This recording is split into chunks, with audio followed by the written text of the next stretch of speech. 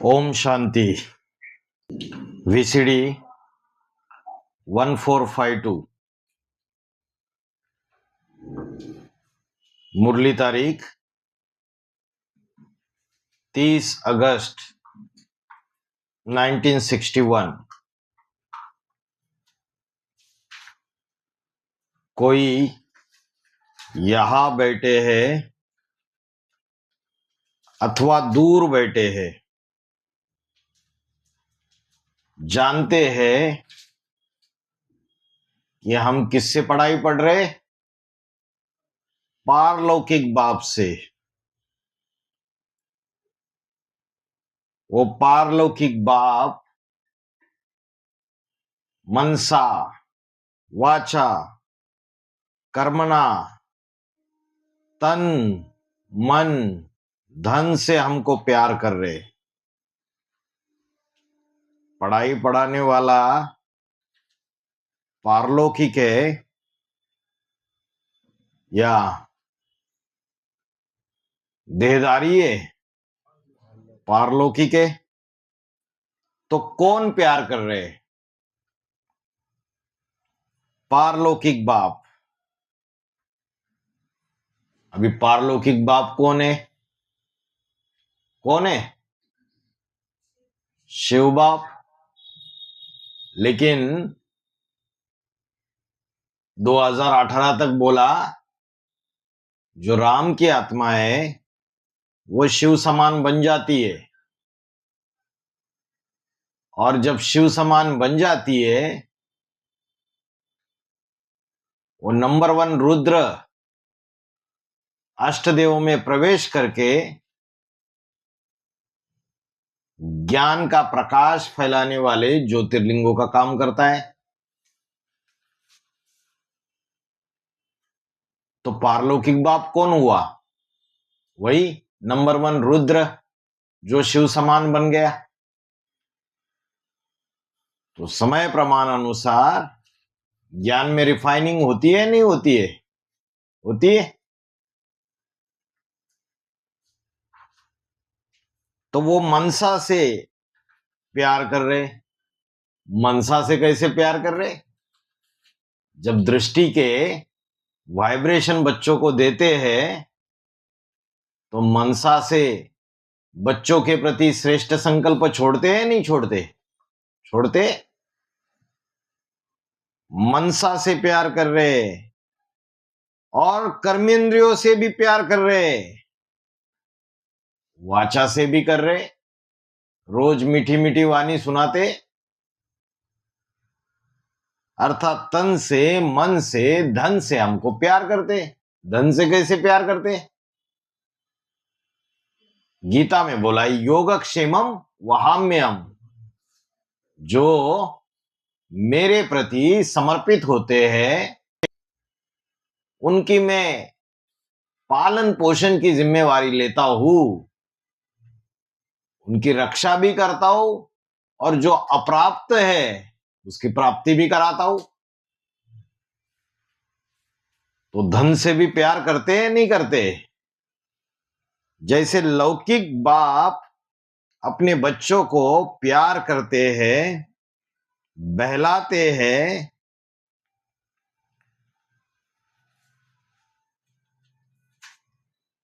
वो तो थोड़े बच्चे होते हैं, और यहां कितने हैं?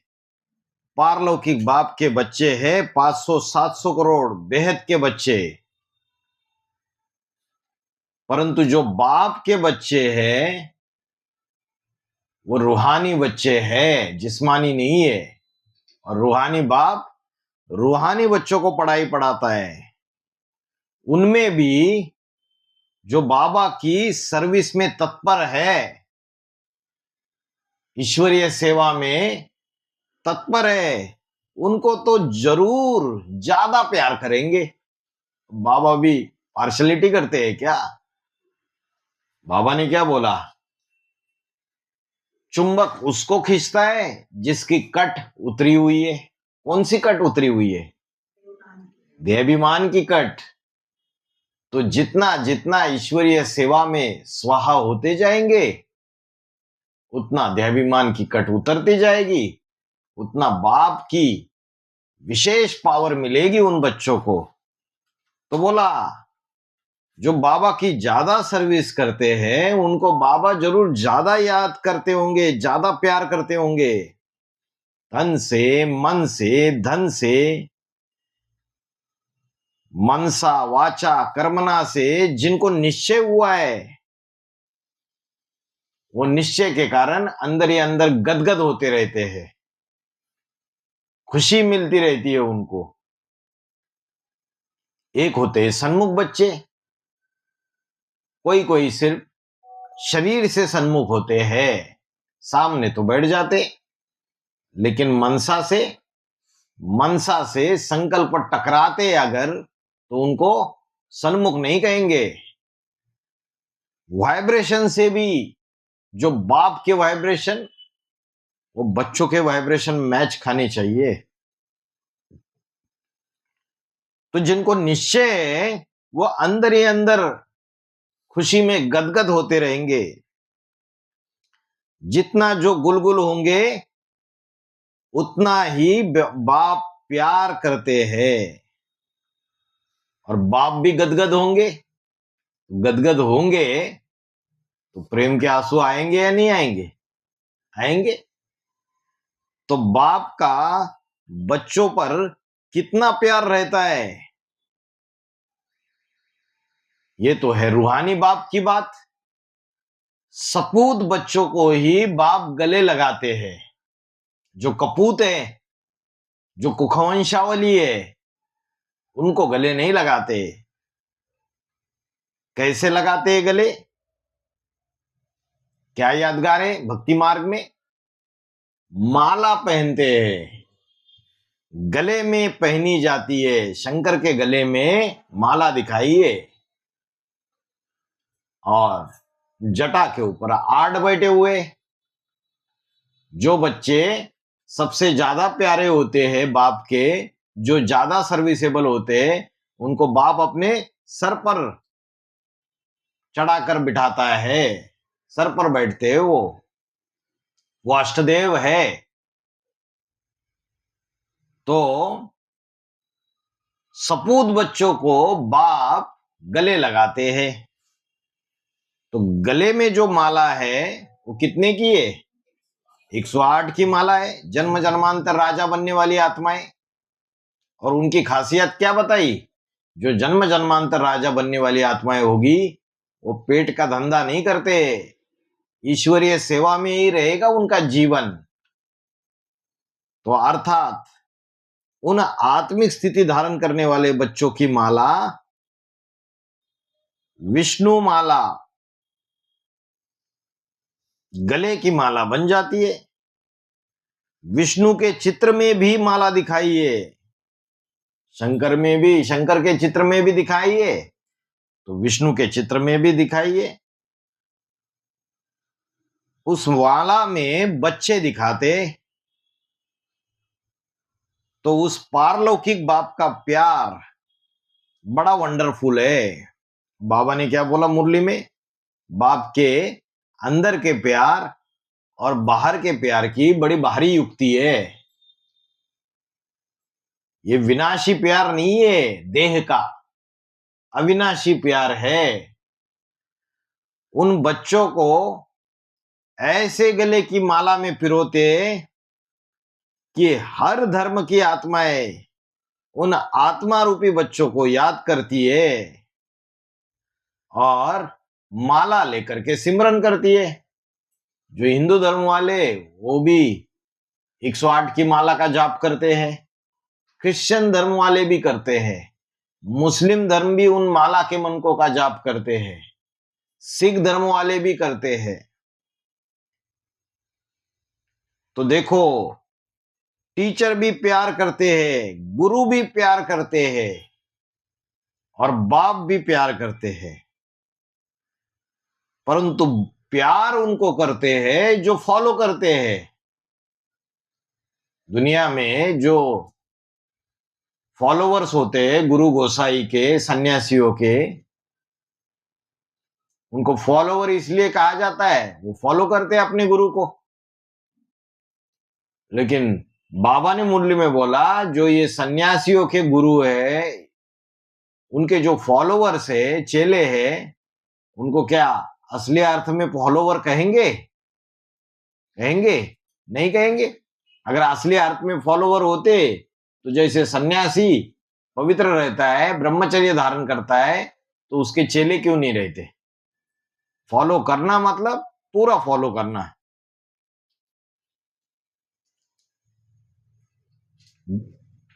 तो पूरा पूरा फॉलो करे बाप को। वो सन्यासी गुरु कफनी पहनते, जंगल में चले जाते, चेले कहते कि हम इन गुरुओं के फॉलोवर है, परंतु खुद कहां पड़े? गृहस्थी में पड़े हुए, पवित्रता को धारण नहीं करते, ब्रह्मचर्य व्रत का पालन नहीं करते।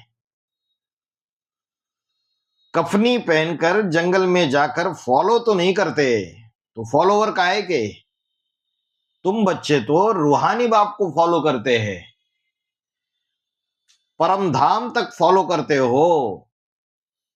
बाप आत्मा है तो तुम भी आत्मा बन जाते हो। उस रूहानी बाप का प्यार बड़ा वंडरफुल है।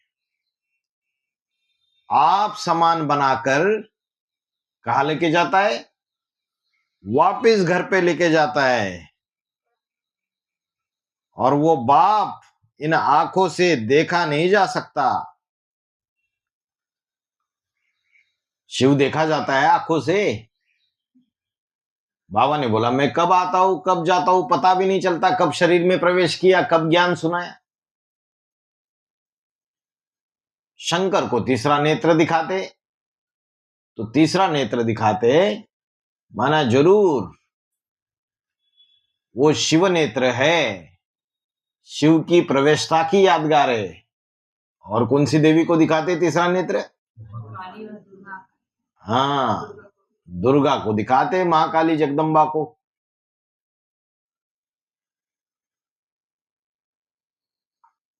तो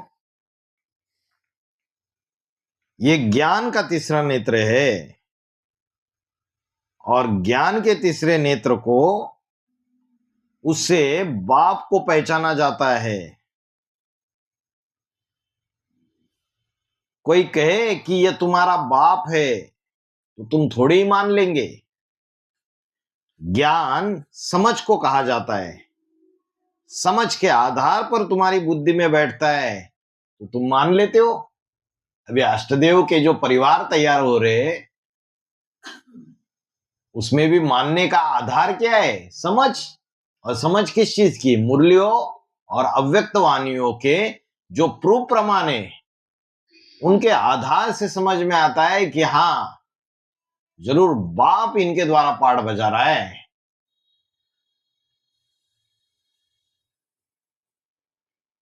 तो सपूत बच्चे जो है वो प्यार के अधिकारी होते हैं। जो कपूत है वो प्यार के अधिकारी नहीं होते। इसलिए बाप क्या करता है? उन बच्चों को राजा ही देता है जो उसके सबसे ज्यादा मददगार बनते हैं। देह अभिमानी को देही अभिमानी इतना प्यार नहीं कर सकते। जो पूरे देही अभिमानी होंगे, बाप का उन पर लव होगा, बाप का प्यार जरूर मिलता है। तो इस बात को दुनिया में कोई भी नहीं जानते।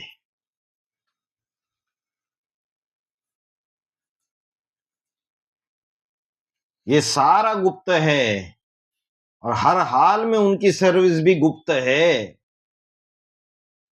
इसकी सर्विस गुप्त है, बाप की सर्विस, जो प्यार करता है बच्चों से। बाप गुप्त, मुरली में बोला है, बच्चे भी गुप्त। अच्छा, अष्टदेवों के लिए कब तक गुप्त रहेंगे? अष्टदेवों को बाबा ने बोला है कि अष्टदेवों को गुप्त रहना है। बाबा ने बोला, जो गोप गोपिकाओं की जो लिस्ट है वो 16,000 की लिस्ट है, प्रिंस प्रिंसेस बनने वाले। लेकिन जो अष्टदेव है वो उन 16,000 में नहीं आते हैं। बाबा ने बोला उनको बाप के साथ का संबंध गुप्त रखने की दरकार नहीं है। जो मैदान में आकर बात करे, बाप को प्रत्यक्ष करे, उसको अपना संबंध गुप्त रखने की दरकार नहीं है। ये अष्टदेवों के लिए बात बोली। और आज एडवांस पार्टी में क्या बोलते, अरे वो भाई तो प्रत्यक्ष कर रहा है अपने आप को, अष्टदेव तो गुप्त होते। कब तक गुप्त होते? 2076 तक गुप्त ही रखो, या तो ड्रामा ही खत्म हो जाए, गुप्त ही रखो उनको। जबकि 2018 में बोल गया, क्या बोला? 18 और तीसरी दुनिया का विनाश ब्राह्मणों की। जब विनाश हो गया, 8 प्रत्यक्ष हो गए, अपनी सीट पर सेट हो गए, तो जो एडवांस पार्टी में जो भगत बैठे हुए, वो समय के अनुसार जो ज्ञान में चेंजेस आ रहे, उन चीजों को मानने के लिए तैयार नहीं है। तो बाबा ने बोला ये प्यार करने की भी सर्विस है। प्यार बातों से भी झलकता है, आंखों से भी झलकता है। आंखों से कब झलकता है? जब दृष्टि देते। वाइब्रेशन से भी झलकता है। ये प्यार भी सर्विस कराता है। भक्ति मार्ग में भी स्वप्न देखते हैं, साक्षात्कार करते हैं। कृष्ण को कितना प्यार करते हैं। और यहां तो प्रैक्टिकल में बाप है। अच्छा, क्या बोला? यहां तो प्रैक्टिकल में बाप है। एडवांस पार्टी में अभी बाप दिखाई दे रहा है? एडवांस पार्टी में तो बात फैल गई। 8 नवंबर 2022 को बाबा ने स्वेच्छा से शरीर त्याग दिया। और यहां बोला 1961 की मुरली है, या तो प्रैक्टिकल में बाप है। और बाबा ने तो वायदा किया है, तुम्ही संग खाऊं, तुम्ही संग सोऊं, तुम संग श्वासोश्वास निभाओ।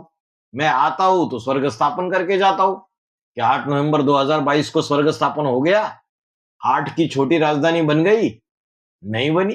तो बाबा चला गया यह कहकर अविनाशी संबंधों को विनाशी क्यों बनाते हो? सिर्फ पार्ट परिवर्तन हुआ है।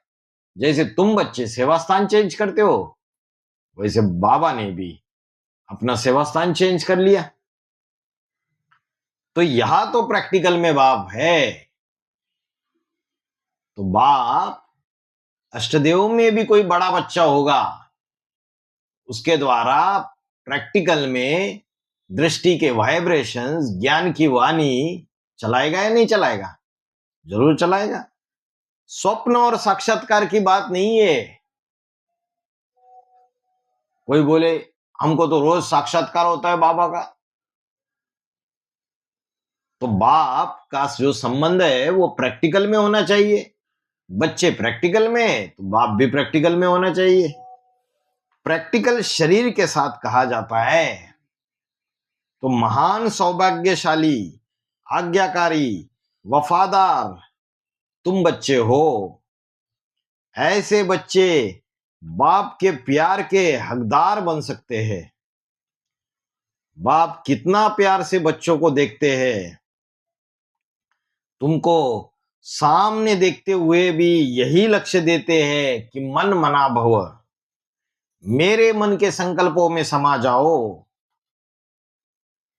फिर हम देखो तुमको कितना मदद देते हैं। हम मतलब बाप दादा। तुम्हारे सारे विकर्म भस्म हो जाएंगे। किसी के विकर्म विनाश करना यह भी हमारी सर्विस है। हमारी सर्विस ही हीरे तुल्य और सभी की सर्विस कौड़ी तुल्य। किसी को दृष्टि देना यह भी बहुत सर्विस है। क्या बोला? किसी को दृष्टि देना यह भी बहुत सर्विस है। और ये नहीं बोला मेरी सर्विस, हमारी सर्विस। हमारी सर्विस है हीरे तुल्य और सभी की सर्विस है कौड़ी तुल्य। ब्रह्मा में प्रवेश किया, दृष्टि के वाइब्रेशंस दिए। शंकर के पाठधारी में प्रवेश किया, दृष्टि के वाइब्रेशंस दिए। फिर अष्टदेव में प्रवेश करके दृष्टि के वाइब्रेशन दे रहे, तो बोला हमारी सर्विस है हीरे तुल्य, मेरी सर्विस है हीरे तुल्य नहीं। और बाबा ने मुरली में बोला सिर्फ एक पारसनाथ पारसनाथिनी का गायन नहीं है, अष्टदेव भी नंबरवार पारसनाथ पारसनाथिनी बनते हैं, जिनके दृष्टि से, वाचा से, वाइब्रेशन से, जिनके संग के रंग से आत्माएं सुधरती जाती है, परिवर्तित हो जाती है। तो हमारी सर्विस है हीरे तुल्य और सभी की सर्विस है कौड़ी तुल्य। किसी को दृष्टि देना यह भी बहुत बड़ी सर्विस है। बाप की याद में तुम स्थिर हो जाते हो। ये कैसा मीठा बाप है, ऐसे बाप को तो छटक जाना चाहिए।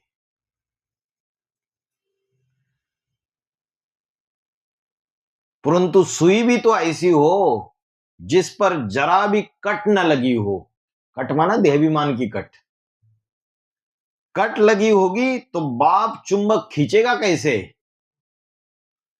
देह अभिमानी को कभी देही अभिमानी प्यार नहीं करेगा। अभी भी एडवांस पार्टी के अंदर अष्टदेवों की ग्लानी ही ग्लानी, इतनी ग्लानी। लेकिन जो बच्चे उनके वाइब्रेशन के प्रभाव में आ रहे, वो क्या समझ रहे? वो गंदा है, वो ऐसा है, वैसा है।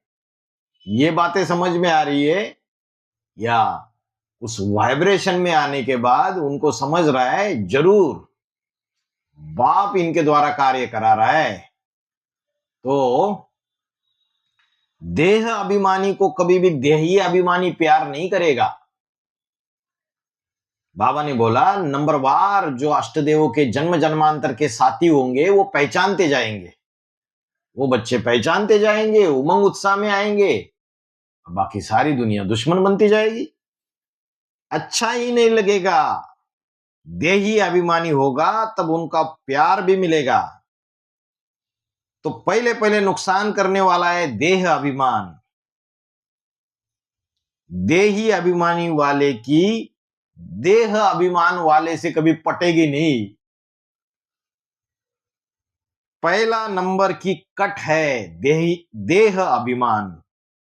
ये कट चढ़ी हुई है। तो बोलते अरे हम वो भाई को तो अच्छे से जानते, अरे हम क्या दृष्टि लेंगे, अरे हम क्या ज्ञान सुनेंगे उनसे, हम तो एक बाबा से सुनते। अरे बाबा कौन? शरीर या आत्मा? आत्मा। शरीर तो खलास हो गया, भस्म हो गया, जला दिया। तो आत्मा मरती नहीं है, अविनाशी है, पहला पार्ट है। और वो प्रवेश करके कार्य करती है अष्टदेवों में। मुकर्रर तो चला गया, लेकिन अंत तक नॉन मुकर्रर टेम्पररी के द्वारा कार्य करते रहेंगे। अंत कौन सा?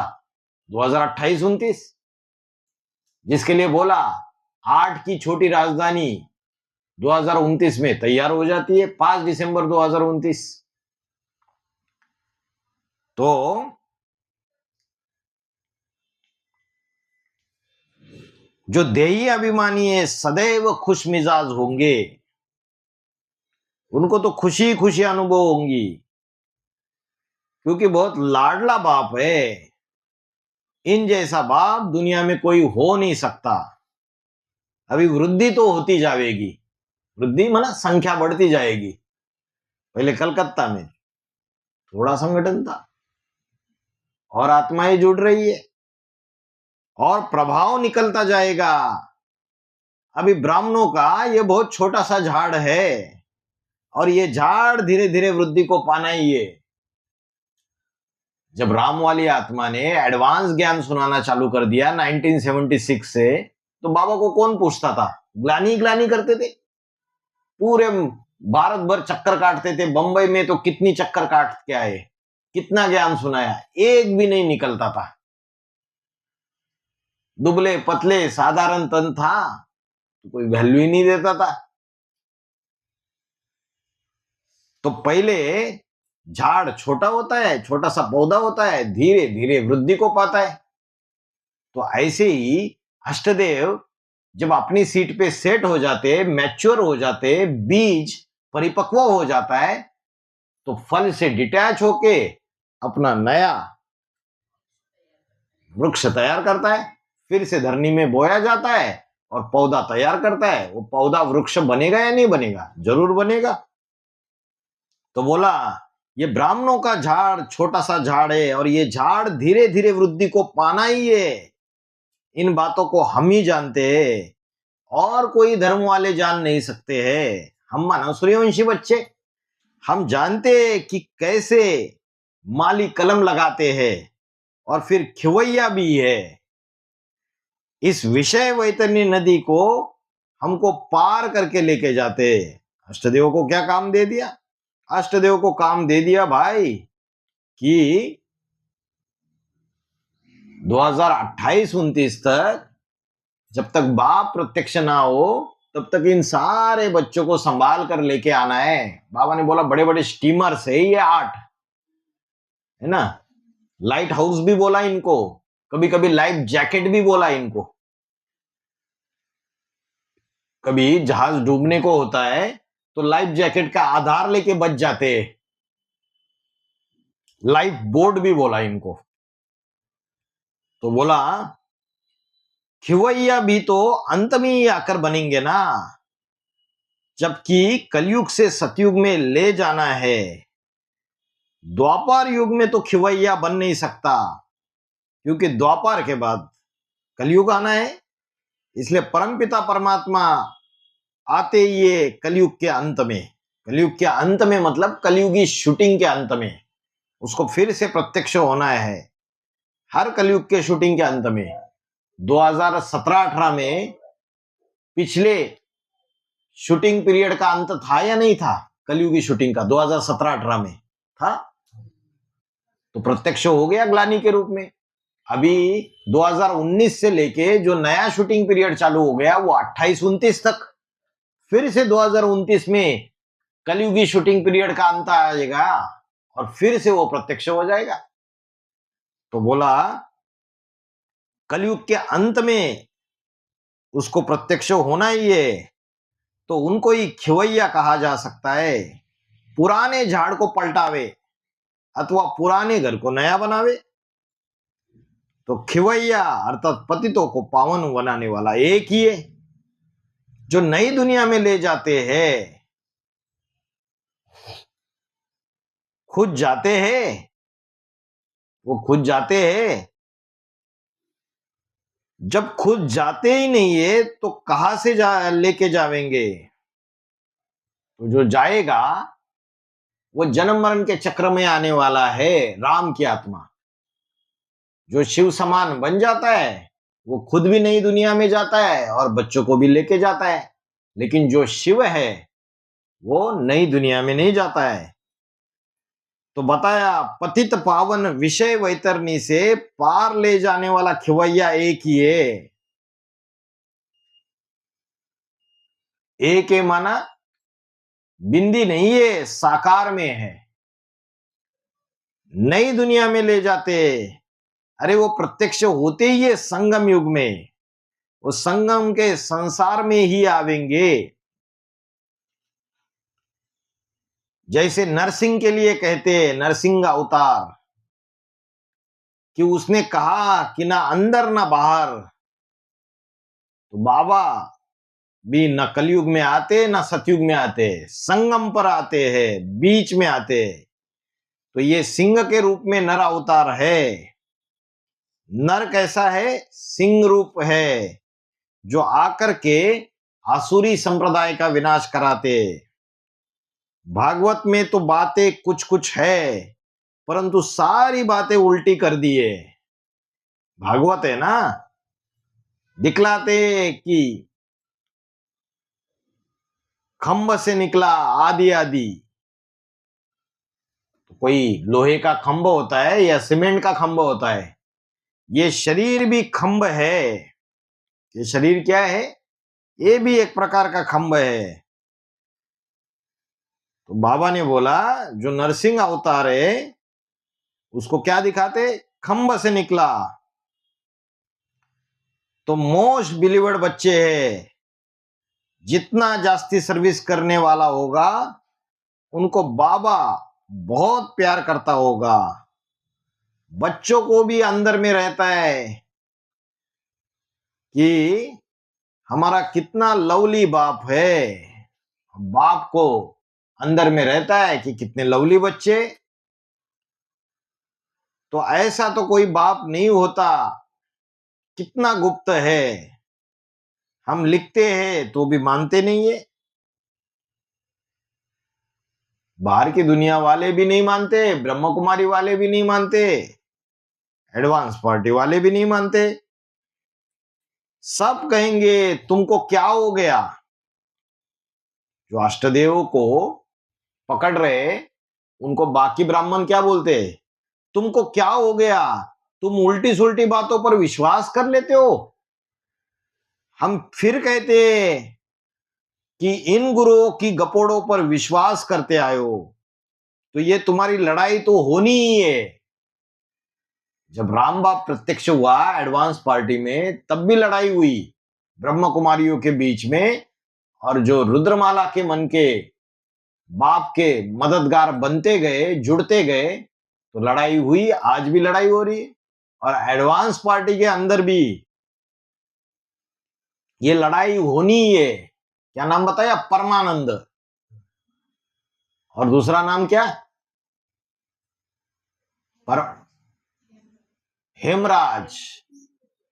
परमानंद और हेमराज, हेमराज गुरु था और परमानंद अटेंशन से ज्ञान सुनता था। तो हेमराज जब गया तो किसको गद्दी लेके देकर गया, परमानंद को गया।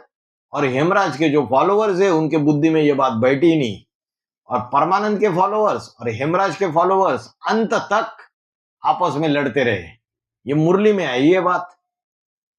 तो मनन चिंतन मंथन करो, कौन परमानंद है कौन हेमराज है जिसने गद्दी दी, और किसको दी। और गद्दी हमेशा बड़े बच्चे को दी जाती है, जो बड़ा बच्चा बाप समान है उसको गद्दी दी जाती है। तो बोला ये तो तुम्हारी लड़ाई तो होनी ही है, और बिना लड़ाई के राजाई भी नहीं मिलेगी। बाबा ने बोला पहले पढ़ाई, फिर लड़ाई, और फिर राजाई। कोई बोले कि हमें तो लड़ाई करनी नहीं है। बाबा ने बोला महाभारत गृह युद्ध से पसार हुए बगैर स्वर्ग के गेट नहीं खुल सकते। ये गृह युद्ध है, ये नवग्रह आपस में टकराएंगे, अष्टदेव के परिवार भी टकराएंगे, और जो अष्टरत्नों के परिवार होंगे वो भी आपस में टकराएंगे। आखिरी में क्यों जानते हो, अभी क्यों निश्चय अनिश्चय आता रहता है, क्योंकि 63 जन्मों के हिसाब किताब माया के रूप में चुकतू करने पड़ते हैं। तुम जानते हो कि पांडव ही अंत में जीतेंगे, तब जब विनाश का समय होगा। ड्रामा अनुसार ही वृद्धि को पा रहे, किंतु ड्रामा पर ठहर नहीं जाना चाहिए। ड्रामा जड़ है और आत्मा चैतन्य है, समय भी जड़ है, चैतन्य आत्मा जड़ समय को, जड़ ड्रामा को परिवर्तित कर सकती है। ड्रामा अनुसार ये खेल चल रहा है, परंतु फिर भी पुरुषार्थ कराना बाप का फर्ज है। माया बेहोश कर देती है।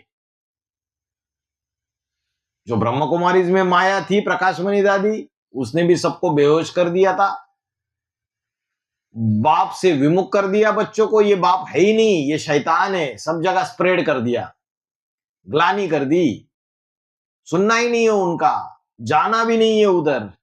और यहां भी एडवांस में माया बेटी है, वो क्या करती है, बेहोश कर देती है कि अरे वो कोई अष्टदेव फष्टदेव नहीं है, वो असुर है, देव नहीं है, अष्टासुर है। वो बेहोश कर देती है, खूब ग्लानी का विष फैला देती है सबऑर्डिनेट कन्या माताओं को, और इंचार्ज बहनों को बोलती है जिज्ञासियों जो भी आते हैं सेंटर पे उनको भी फैला दो ये सारा विष। तो माया बेहोश कर देती है, हौसला ही खत्म कर देती है। तो ऐसे कब कोई कह नहीं सकेंगे कि फलाने को मम्मा बाबा ने भगाया, देखो गीत भी है, चाहे प्यार करो चाहे ठुकराओ, हम तो है तेरे दीवाने सनम। क्या बोला? चाहे प्यार करो चाहे ठुकराओ। अच्छा, एक डांट लगा दी समझो, आगे चल के तो भाग जाओगे या नहीं भागेंगे ना? पक्का वादा, वीडियो ले लो इनका। हम तो है तेरे दीवाने सनम। अलौकिक की तरह डांटते हैं मारते हैं, तो अलौकिक की तरह डांटेंगे मारेंगे तो भागेंगे। अच्छा अच्छा, चलो देखो माया परीक्षा भी होगी फिर जम के। अभी सभा के सामने प्रॉमिस किया है, तो बोला चाहे प्यार करो चाहे ठुकराओ, बाबा थोड़ी किसी को ठुकराते। ऐसे ही बोले थे मीरा माता ने। हाँ, बराबर पकड़ा। कलकत्ता की जो मीरा माता है, जिन्होंने सेंटर दिया है, हाँ नारायणपुर की, उन्होंने यही वाक्य बोला था कि भाई जी कुछ भी हो जाए, चाहे सारी दुनिया ग्लानि करे, चाहे प्यार करे चाहे ठुकराए आप, लेकिन मेरा निश्चय आपसे हटेगा नहीं। मैंने परखा है आपको, कभी हटेगा नहीं निश्चय। और कुछ माया का ऐसा पेपर हो गया और फिर फेल हो गए। तो बोला बाबा थोड़े ही किसी को ठुकराएंगे, बच्चे साथ छोड़ जाते हैं, हाथ छोड़ जाते हैं। अभी ये आपका दर कब नहीं छोड़ेंगे, जीना तेरी गली में, मरना तेरी गले में। अभी आप गली में ही कभी कभी आते हो, तो कैसे प्रॉमिस करेंगे? माँ बाप तो कब ठुकराते नहीं है। हाँ, बच्चा अगर चंचलता करता है तो सुधारेंगे जरूर। हमारे पास जो भी बच्चे हैं, उन बच्चों जैसा खुशनसीब दुनिया में और कोई नहीं होगा। और हमारे पास बदनसीब भी स्वर्ग में तो जरूर आ जाएंगे। मतलब बाबा ने बोला है, जो सतयुग रूपी स्वर्ग है, सतयुग के अंत तक 2 करोड़ होती है ना, और त्रेता को बोला सेमी स्वर्ग, तो प्रजा भी है सब प्रकार की, तो वो भी स्वर्ग में आ जाएंगे, वो भी स्वर्ग के फाटक जरूर देखेंगे। लेकिन सूर्यवंशियों का जो श्रेष्ठ परिवार है, राज परिवार, उसमें नहीं आ पाएंगे। फिर थोड़ा बहुत ज्ञान सुना है तो स्वर्ग में जरूर आएंगे। बाकी जो बाप का ज्ञान सुनते भी नहीं, वो थोड़ी स्वर्ग के द्वार देखेंगे। बाप के मुख से 2 शब्द भी सुना तो स्वर्ग में जरूर आ जाएंगे। बाकी पुरुषार्थ नहीं करेंगे तो सजाएं खानी पड़ेगी, क्योंकि पद भ्रष्ट बन पड़ते हैं। शिव बाबा के पास भी क्या होता है, इलेक्शन होता है। जैसे अभी बिहार में इलेक्शन हुआ ना, तो शिव बाबा के पास भी इलेक्शन होता है। उस इलेक्शन में कोई सूर्यवंशी बनते, कोई चंद्रवंशी बनते, कोई इस्लाम वंशी, हर एक के पुरुषार्थ के ऊपर है। जो जितना सर्विस करेगा वो उसी नंबर में जोड़ा जाएगा माला में। महाराजा बने, महारानी बने, राजा बने, रानी बने, प्रिंस बने, प्रिंसेस बने, दास दासी बने, चांडाल भी बन पड़ते, प्रजा वर्ग में आ जाएंगे तो हर एक पुरुषार्थ के ऊपर है। चांडाल कब बनते? हाँ, दान दिया यज्ञ में और उसको वापस ले लिया। कोई स्थूल में वापस लेते, कोई मनसा से वापस ले लेते, कोई वाचा से बोल के दिखाते हमने इतना इतना दिया करके। जब तमो प्रधान होते हैं, कलकत्ता का रविंद्र भाई जब सतो प्रधान अवस्था में सब कुछ दे दिया, स्वाहा हो गया पूरा। और 2016-17 में जब बाप के ऊपर का निश्चय हट गया, अवस्था तमो प्रधान बन गई, तो फिर सारा वापस मांगने चालू कर दिया। तो बोला हर एक के पुरुषार्थ के ऊपर है। तो वोट मिलने की बात है, जितना तुम वोट बनाएंगे उतना तुमको अच्छी जगह मिलेगी। तुम बच्चों को जो टिकट चाहिए सो ले लो। हा? अभी ईश्वरीय सेवा करेंगे तो वारिसदार क्वालिटी भी तैयार होंगे, प्रजा भी तैयार होगी। तो जितने वोट मिलेंगे बाबा बोले उतना अच्छी जगह मिलेगी। कोई बड़ा महाराजा है बनने वाला तो उसको ज्यादा वोट मिलेंगे। अष्टदेव का पाठधारी 108 में आने वाले, उसके नीचे राजा बनने वाले, तो उनको अष्टदेवों से थोड़े कम मिलेंगे, लेकिन जो 1000 या 16000 में आने वाले उनसे ज्यादा वोट मिलेंगे। वोट वोट मतदान होता है ना। टिकट तो अनेक प्रकार की है। बच्चे खुद भी जानते हैं कि हम टिकट के अधिकारी बन रहे हैं कि नहीं। बाबा कहते हैं पूछ भी सकते हो। क्या बोला? मतलब बाबा बोले पूछ भी सकते हो। मतलब कोई गुप्त में आके बाबा से पूछ सकता है ना, क्या बाबा मैं लायक हूं 108 की माला में आने के? है? क्या हम लायक है? क्या हम बन सकते हैं? हमारे पुरुषार्थ को देख के बाबा बता सकते हैं, है ना। तो बाबा कहते पूछ भी सकते हो कि इस समय तक अगर हमारा शरीर छूट जाए तो हम क्या पद पावेंगे। अभी जो समय है, जिस समय बाबा से पूछेंगे वो बच्चे कि अगर इस समय हमारा शरीर छूट जाए तो हमें कितना पद मिल सकता है, बताओ। बाबा बता सकते। शिव बाबा तो सबके पुरुषार्थ को जान सकते हैं। कोई अपन को मियां मिट्टू समझ लेते हैं। महारथियों का भी सभी सेंटर्स पर नाम होता है। कोई को बहुत दुकानें होती है, बहुत ब्रांचेस होती है, तो उनका बहुत मान होता है। हर एक दुकान में कितना धंधा होता है। ये है खुशनसीब बनने की दुकान। बाबा की ब्रांचेस है ना, तो हमारा दुकान कितना अच्छा है। ये कमाई भविष्य 21 जन्मों के लिए।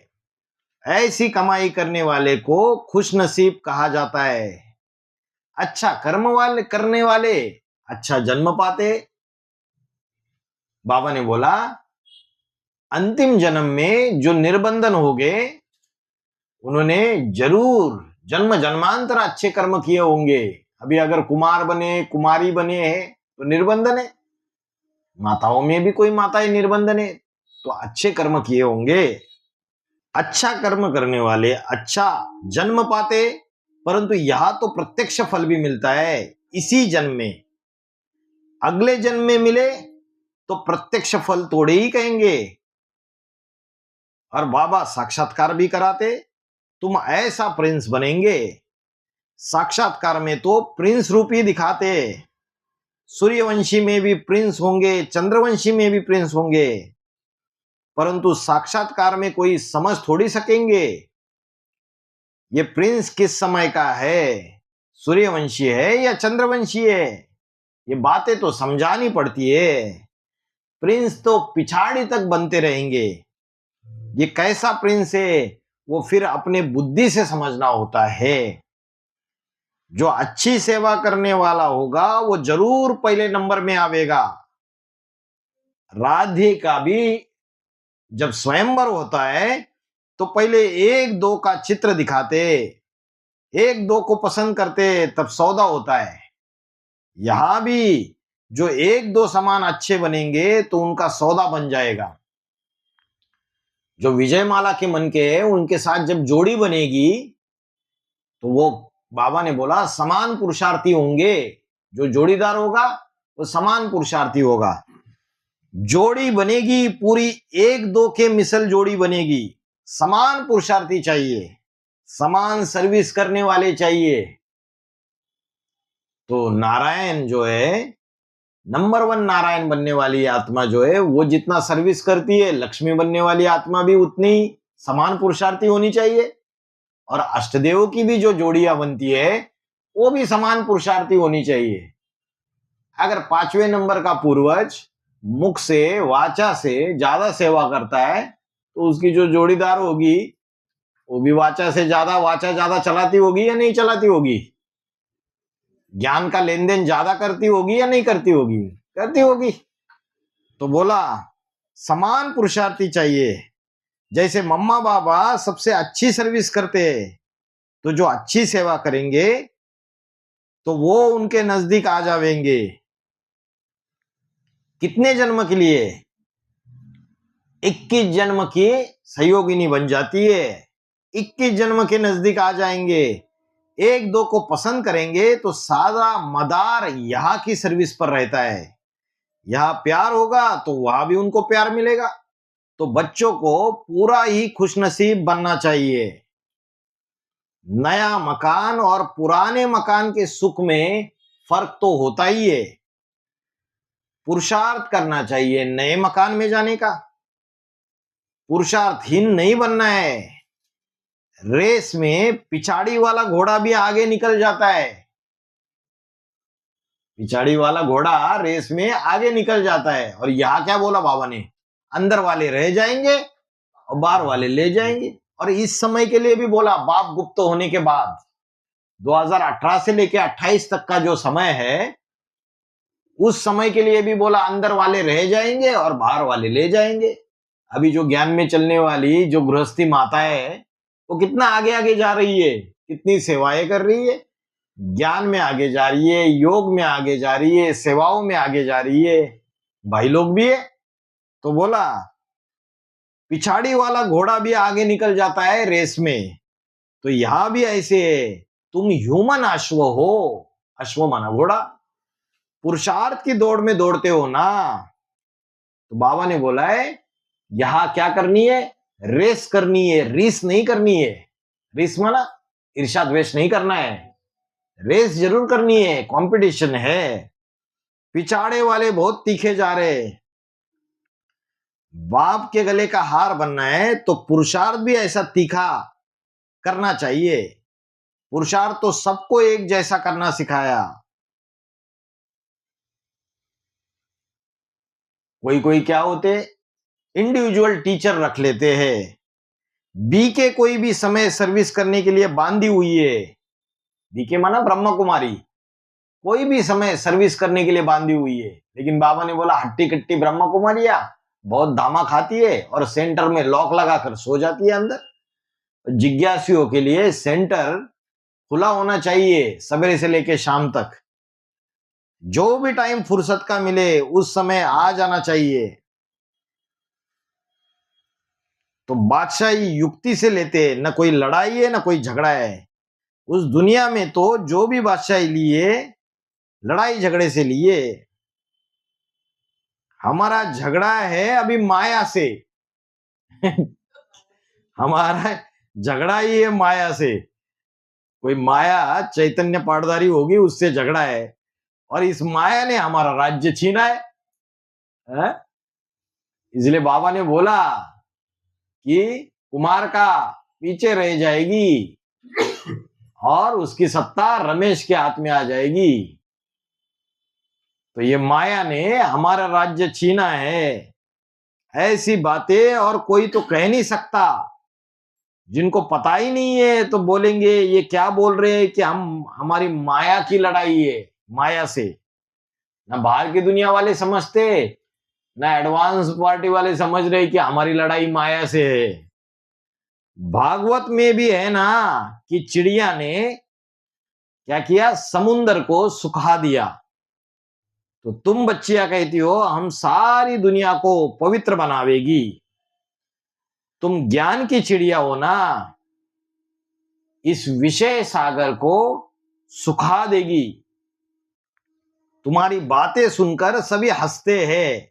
ब्रह्म कुमारियां ज्ञान सुनाते तो भी बहुत सारे लोग बाहर की दुनिया वाले हंसते। एडवांस पार्टी वाले ज्ञान सुनाते कि भगवान आया हुआ है, ये माया से लड़ाई है हमारी, तो भी हंसते। तो तुम्हारी बातें सुनकर हंसते ये चिड़िया कहां से निकल आई जो सारी दुनिया को पवित्र बनावेगी। वो तो दुनिया वाले बोलते अरे अभी तो कलयुग कुछ भी नहीं, अभी तो बहुत लाखों साल पड़े हुए, बहुत आती होनी है, अभी कुछ भी नहीं है, ये तो चलता आया है सब। तुम कहां से चिड़िया आ गई, ज्ञान सुना रही हो, बोलती है स्वर्ग आ जाएगा, नई दुनिया आ जाएगी 10-12 साल में। कुछ नहीं होने वाला है जो सारी दुनिया को पवित्र बनावेगी। तुम ज्ञान सागर को हप कर लेती हो तो सब कुछ वर्षे में तुम लेती हो। सब कुछ ले लेना माना सुखाई देना। किसको सुखा देना? विषय सागर को सुखा देना। बाबा से हम सारा राजभाग ले लेते, फिर ये ज्ञान खलास हो जाएगा, हम बादशाह बन जाएंगे। ज्ञान सागर से सब ले लेते हैं तो सागर को सुखा दिया ना। तो होशियार बच्चे वो ज्ञान सागर के सारे रतन लेने की कोशिश करते। अभी तो एडवांस पार्टी के सेंटर्स में भी बोलना चालू कर दिया, ज्यादा ज्ञान की गहराई में नहीं जाना है, बाबा को याद करो बस। जैसे ब्रह्म कुमारियां बोलती, अभी ब्रह्म कुमारियां की अम्माएं जो है वो भी ऐसा ही बोलना चालू हो गया। तो सतयुग में है ही पवित्र दुनिया, अपवित्र एक भी वहां रह नहीं सकता। ये तो सन्यासियों ने झूठ बता दिया कि कंस रावण आदि भी वहां होते थे। कहा होते थे? वहां पे सतयुग में। हिरण्यकश्यप सतयुग में होता था। तुम देख लेना, अपवित्र दुनिया विनाश होकर हमारी पवित्र दुनिया स्थापन हो जाएगी। ड्रामा अनुसार हम बाप से पूरा राजभाग, पूरा वर्षा ले लेंगे। बाबा ने बोला मुरली में, स्वर्ग का रचयिता बाप स्वर्ग का वर्षा देने के लिए आया है, और कोई मूर्ख बच्चे जो लेने के लिए तैयार नहीं है, बोलते हमें नहीं माला में आना, हमें नहीं राजा बाजा बनना, राजा बाजा हमें नहीं बनना, हमें कोई माला में नहीं आना। बाबा ने बोला है, अरे मैं तो आया हूं देने के लिए, और कोई मूर्ख बच्चे जो लेने के लिए तैयार नहीं है। जिन्होंने पुरुषार्थ किया है वही अपना वर्षा लेंगे। है तो ये ड्रामा, हमारे सारे सामने सारा प्लान खड़ा है, समझाने का स्कोप बहुत अच्छा है। कोई ऐसी सर्विस में लग जाए और सारा दिन इसी सर्विस में लगा रहे। कौन सी? ज्ञान समझाने के। शमशान में जाओ, रेलवे स्टेशन में जाओ, रेलवे में जाओ, ऐसी सर्विस करने वाले को हम गवर्नमेंट में टिकट भी लेकर देंगे, परंतु सर्विस की लगन चाहिए। चित्रों पर लिखा हो गाइड टू हेवन, कोई भी देखे तो चकित हो जाए, फौरन उन चित्रों को ले लेंगे। रेलवे डिपार्टमेंट में भी बहुत अच्छी सर्विस हो सकती है, लेकिन अभी बाबा के कारखाने की कारीगर बहुत ठंडे हैं। जो कारीगर है ठंडे पड़े हुए हैं, इतना उमंग उत्साह रहता ही नहीं कि सर्विस करे चारों तरफ। बाबा को तो बारूद देने का बहुत शौक है, बारूद देंगे तो बड़े बड़े बम बनेंगे, है ना। परंतु कारीगर काम करने वाले बहुत ढीले मिले। सच में ये बात तो सच्ची है। तो जो सेवा होनी चाहिए, वही ज्ञान में ही जो कारीगर मिले हुए, मददगार हैंड जो मिले हुए, चाहे बहने है, भाई है, माता है, वो कैसे बहुत ढीले मिले हैं। तो जो सेवा होनी चाहिए वो होती नहीं है।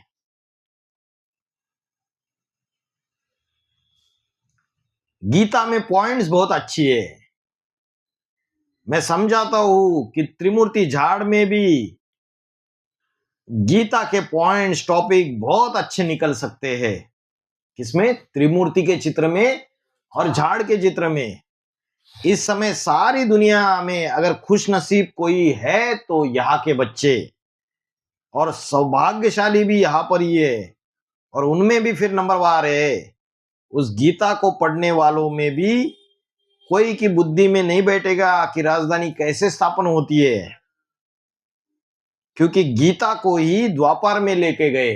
कृष्ण ने द्वापर में गीता सुनाई करके, तो राजधानी का तो पता ही नहीं पड़ सकता, सभी मूंझे हुए।